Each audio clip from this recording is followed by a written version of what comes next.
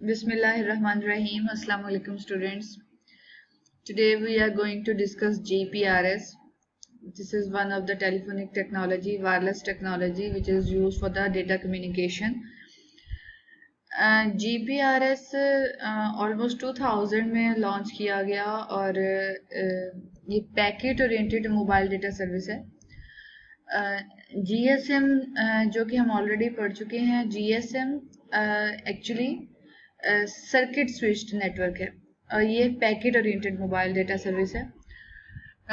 2G and 3G services provide करता है और इसका डेटा रेट अगर 2G सिस्टम पे देखा जाए तो इसका data rate 35 to 171 kilobits per second है। ठीक है, 2G पे। और उसके अलावा ये अगर हम अनयूज TDMA को यूज करें तो इसका डेटा रेट तकरीबन स्लो ही होता है, कोई इतना फास्ट डेटा रेट अगर अनयूज TDMA को यूज करें।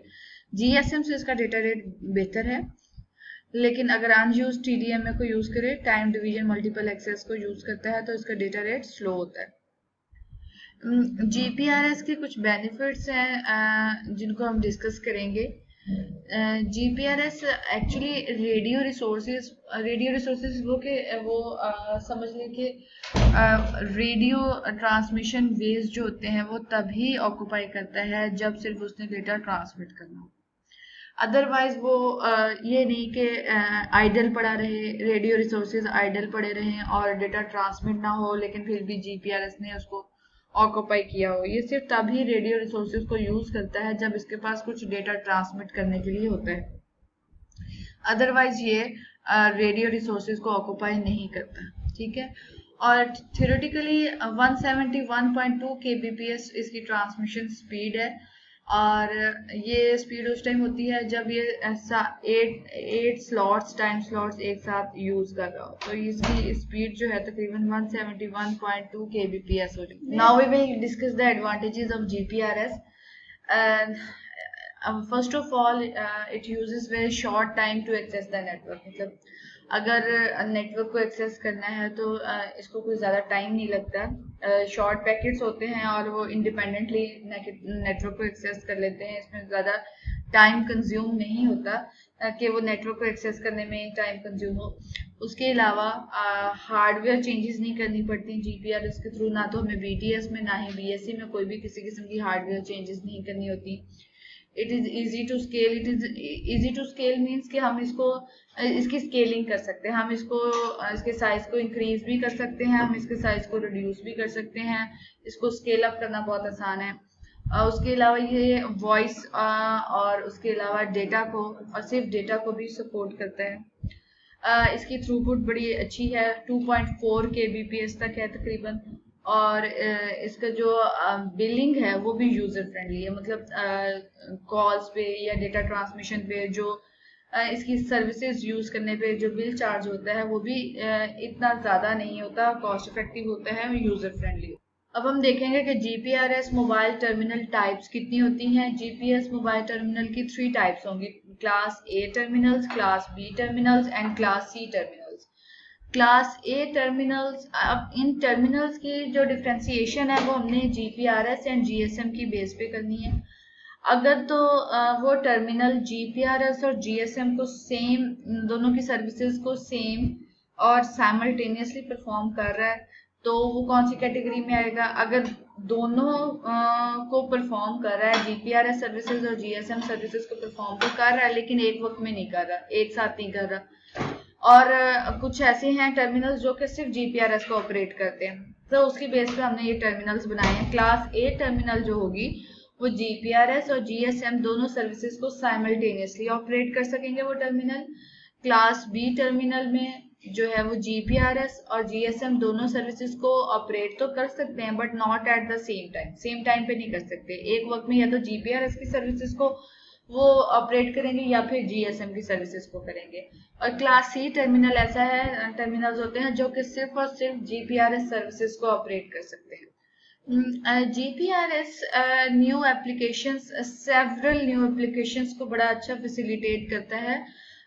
ऐसी सर्विसेज, ऐसी एप्लीकेशंस जो कि GSM सपोर्ट नहीं कर पा रहा था अपनी कुछ लिमिटेशंस की वजह से, स्पीड की लिमिटेशंस की वजह से, मैसेज लेंथ की लिमिटेशंस की वजह से जीएसएम जिसको सपोर्ट नहीं कर पा रहा था, जीपीआरएस उन सब एप्लीकेशंस को बड़े अच्छे तरीके से सपोर्ट कर लेता है, क्योंकि इसकी स्पीड भी अच्छी है और ये मैसेज लेंथ अगर ज्यादा भी होती है उसको ऑक्यूपाई कर सकता है, क्योंकि ये पैकेट स्विच नेटवर्क है। उसके बाद GPRS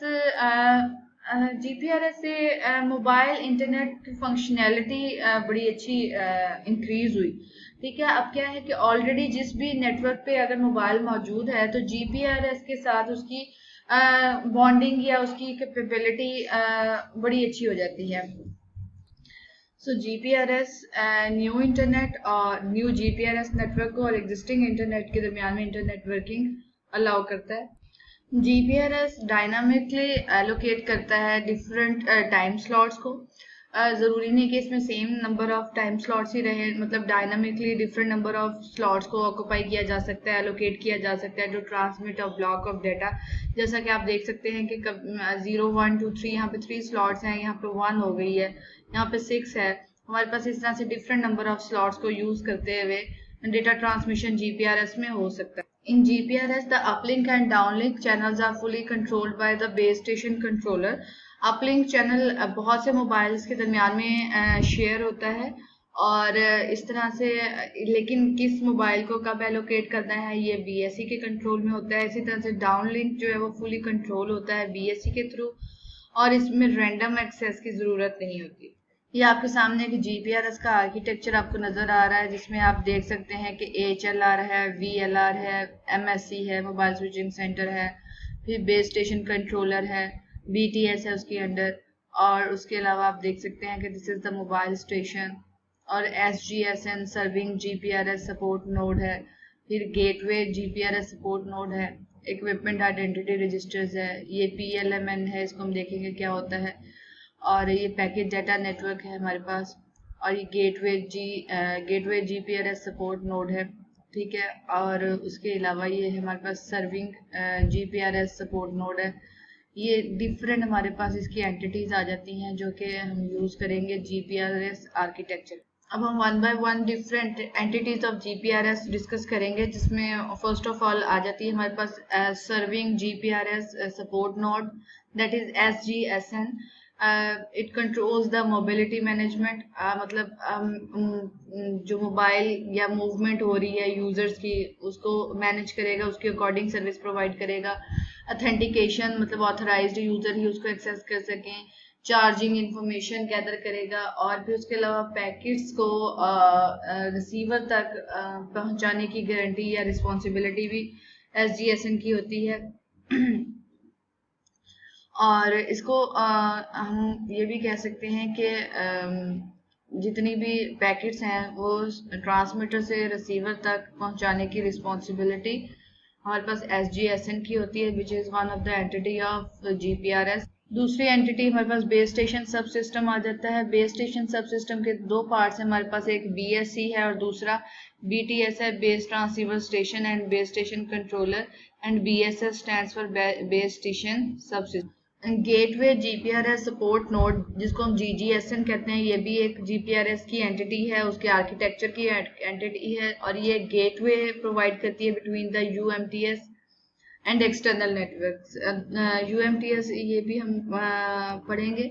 UMTS universal mobile telecommunication system code network और एक्सटर्नल नेटवर्क्स के दरमियान में एक एज ए गेटवे काम करता है। उसके अलावा मोबाइल स्टेशंस को एड्रेसेस एलोकेट करना इसका काम है, चार्जिंग इंफॉर्मेशन गैदर करता है, फिल्ट्रेशन करता है, डेटा फिल्ट्रेशन करता है। उसके अलावा राउटिंग में इंफॉर्मेशन राउटिंग इसका काम है एक, और उसके अलावा ये प्राइवेट डेटा नेटवर्क को एनालाइज करता है, उसके एड्रेस को एनालाइज करता है और उसको कन्वर्ट करता है उसके कॉरेस्पॉन्डिंग IMSI में, और as a logical interface internet के साथ इसका एक लॉजिकल इंटरेक्शन होता है और उसमें यह लॉजिकल इंटरफेस के तौर पे काम करता है। अब एक GR के नाम से एक न्यू डेटाबेस यहाँ पे इंट्रोड्यूस कराई जा रही है, जो कि GPRS आर्किटेक्चर की एक एंटिटी है, that is the GPRS register इसको बोलते हैं। ये एक डेटाबेस है और ये लोकेट कर रहे होते हैं, इसको लोकेट कर रही होती है HLR के साथ, और इसमें राउटिंग इंफॉर्मेशन होती है और इसके अलावा ये एड्रेसेस मैप करती है IMSI टू PDN। वो सारी इंफॉर्मेशन इसमें डेटाबेस में स्टोर होती है। फिर एयर इंटरफेसेस की बात करते हैं तो यहाँ पे हमारे पास 3 types of air interfaces use होंगे। एक UM है, एक GB है और एक GN है। UM इंटरफेस एक एयर इंटरफेस है जो कि मोबाइल स्टेशन को बेस स्टेशन सब सिस्टम के साथ कनेक्ट करेगा। और उसके अलावा GB एक ऐसा एयर इंटरफेस है जो कि BSS को और SGSN को आपस में कनेक्ट करता है। और एक इंटरफेस जो कि हमारे पास SGSN और GGSN के दरमियान में होगा उसको हम GN इंटरफेस बोलते हैं। There are two types of GPRS backbone network. Number one is intra PLMN, number two is inter PLMN. Intra PLMN backbone network is actually a IP network that interconnects the GSMs within the same PLMN. Whereas the inter-PLMN backbone network is a IP network which is connecting the GSMs and intra-PLMN backbone networks in different PLMNs. तो अगर same PLMN में हमारे पास IP network connect कर रहा है तो वो intra है, और अगर डिफरेंट PLMNs में हो रहा है तो इंटर PLMN है। ये वही सेम कॉन्सेप्ट जो इंट्रा और इंटर PLMN का होता है, ये वही है। Where PLMN stands for Public Land Mobile Network. PLMN stands for Public Land Mobile Network. अब आप इसमें देख सकते हैं कि इंटर PLMN और इंट्रा PLMN में क्या डिफरेंस है कि ये विद इन द PLMN है, सेम PLMN में हमारे पास आ जाता है, लेकिन ये दो अगर डिफरेंट PLMNs को या इंट्रा PLMN को अगर हम कनेक्ट करते हैं तो उसको हम बोलते हैं इंटर PLMN बैकबोन। और उसके लिए जो इंटरफेस हमारे पास यूज हो रहा है दैट इज GP के थ्रू आप इसको कनेक्ट कर रहे हैं। और यहाँ पे आप देख सकते हैं कि अगर इस बॉक्स को देखा जाए तो ये हमारे पास एक 1 PLMN है, ये दूसरा PLMN है, और विद इन द PLMN हमारे पास जो IP नेटवर्क होगा उसको हम इंट्रा PLMN बोलते हैं, जिसमें और जो हमारे पास 2 PLMNs के दरमियान में नेटवर्क होगा उसको हम इंटर PLMN बैकबोन बोलते हैं। अब हम GPRS बेयरर सर्विसेज को डिस्कस करेंगे, जिसमें हम PTP सर्विसेज देख रहे हैं। इसकी 2 टाइप्स हैं PTP सर्विसेज की, एक कनेक्शन ओरिएंटेड है और एक कनेक्शन लेस है। कनेक्शन ओरिएंटेड नेटवर्क सर्विस बोलते हैं और दूसरे को हम बोलते हैं connection less network service. That is also called PTP CONS and PTP CLNS। तो किसी भी नाम से ये पेपर में आ सकता है। कनेक्शन ओरिएंटेड के लिए हम इसके कुछ फीचर्स देखते हैं।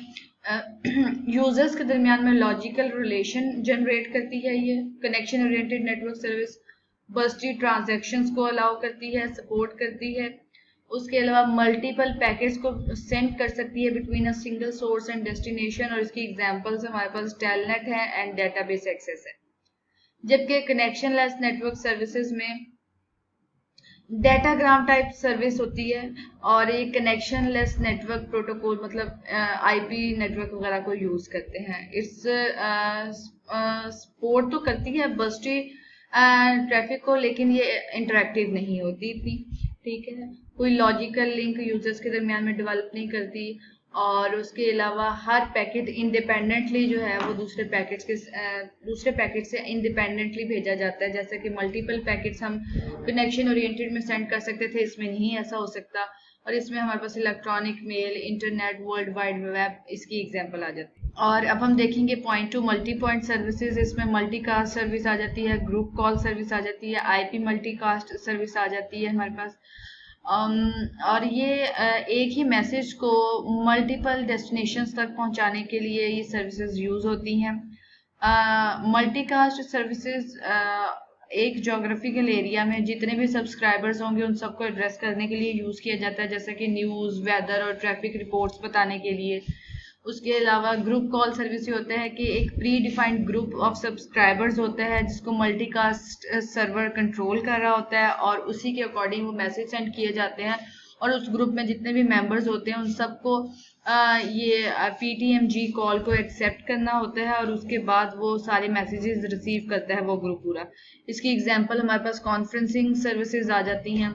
और तीसरी हमारे पास मल्टीकास्ट सर्विस है, that is the IP multicast. इसमें भी मैसेजेस जो है वो स्पेसिफिक ग्रुप में ही ट्रांसमिट किए जाते हैं, और ग्रुप मेंबर्स को IPM कॉल जो है वो उनको ज्वाइन करना होता है। ये रियल टाइम डिलीवरी है, जैसा कि लाइव मल्टीमीडिया ट्रांसमिशंस हो जाती हैं हमारे पास, ये सारी आईपी मल्टीकास्ट में आ जाती हैं।